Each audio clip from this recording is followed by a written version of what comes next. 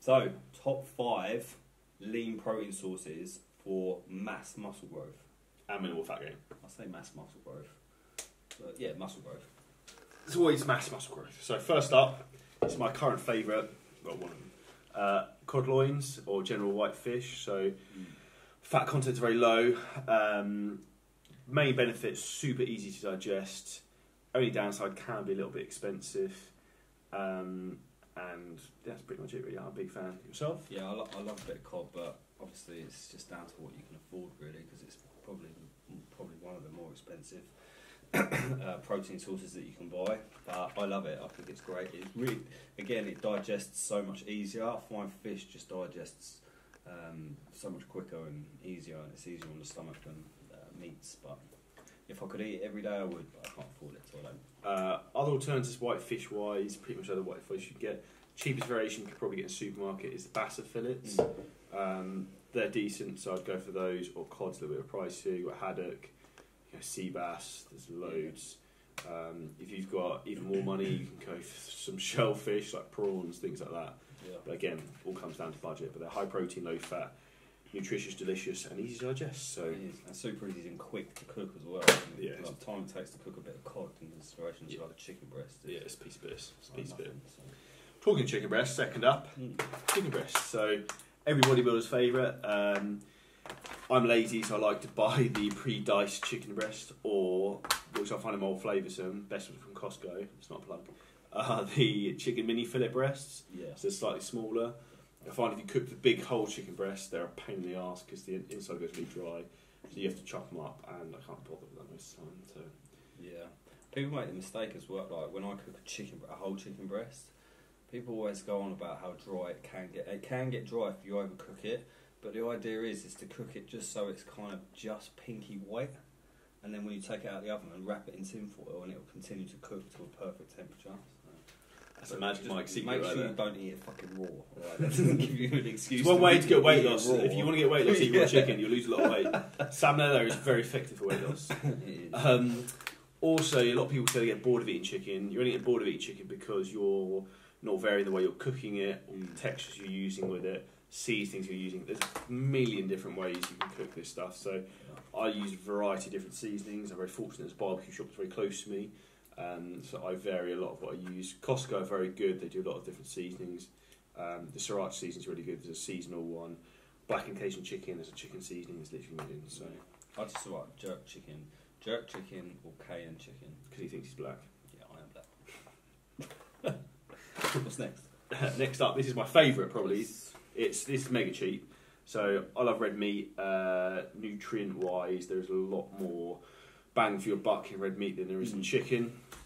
The 5% stack, can't get my words out. 5% fat steak mince. Obviously, it's very low fat content comparable to chicken. It's cheap, so this is £4.85 for 3/4 kilo. So that will last a normal person quite a long time. That's 3 meals for me. But this is phenomenal. In terms of ways to cook it, personally, I like to just pan fry it and just mix it with loads of veg or rice or whatever I'm having with it. So generally I tend to use that probably more with, I'll pan fry it with eggs in the morning or with spinach, veg, anything else like that. But yeah, I'm a big advocate of red meat as well. I love red meat, and a lot of people go on about how it's not as easily digested, but if you're paying attention to your digestive system, and that's already, if it's minced, it's already halfway there. Yeah, if you're paying attention to your digestive system and eating enough leafy greens, getting your minerals in through green veg as well, then realistically you shouldn't have any issues in digesting red meat. So I don't know where that myth came from. It's a bit of an urban legend, I think. Yeah, definitely. If you're eating really poor quality, really fatty, I find particularly pork doesn't digest very well. But anything lean, decent quality cut steak are banging. Next up, supplement-wise, whey protein. So this is pretty much the easiest thing you're going to get to digest in your system. That around training is ideal. So pre and post workout. Pre-workout because it's not going to sit in your stomach heavy. So I would always mix it with something like ground rice. You could have it with oats if you digest that okay. And again, post-workout, if you wanted to, it works really well because your body can assimilate it very fast. It's cheap. It's cheap as chips as well. It's the cheapest form of protein you can actually get. People moan about spending money on whey protein, but it's actually cheaper than whole food, like a gram per pound, if that makes sense. What flavour is that on? This is vanilla. I wouldn't really recommend. Vanilla is a bit of a ropey flavour sometimes. Personally, I always go for chocolate. Chocolate's always a safe bet. I'll always go vanilla. Because weird. I think I can add flavour to it.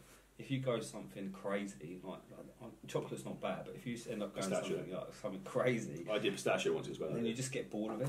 Whereas vanilla, you can just add you can add like berries to it, or even if you wanted to like add a bit of cocoa powder to it. Last up, sauce number 5. So 2 chicks, egg whites. So big fan of these. If you're trying to get absolutely fucking inside out peeled and super lean, these are phenomenal. So 100 grams, 50 calories.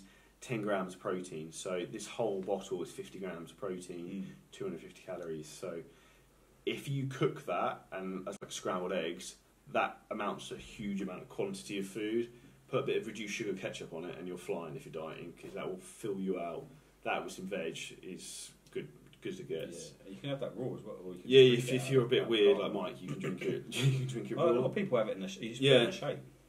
But put it in a shake with some like some berries or some veg. Not a huge fan of it raw, I'd say. But if you do cook it, personally as well, I don't actually tend to cook it a lot. What I would do actually is I'll mix this with a meal. Like I tend to have it with like some other sort of, I have sort of steak mince with it, or even chicken. I'll just use this to top up the protein amount. I'll put it in a container, just literally just pour this in uncooked, and then when I go to reheat the meat, that will cook with the meat when it's reheating.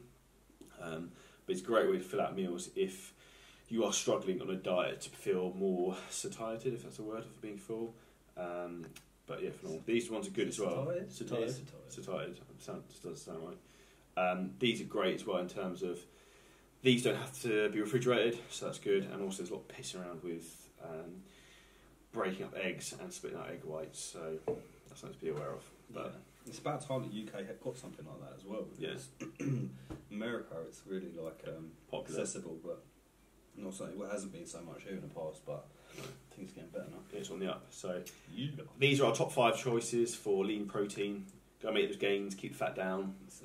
Let us know if there's any other things you'd like to suggest.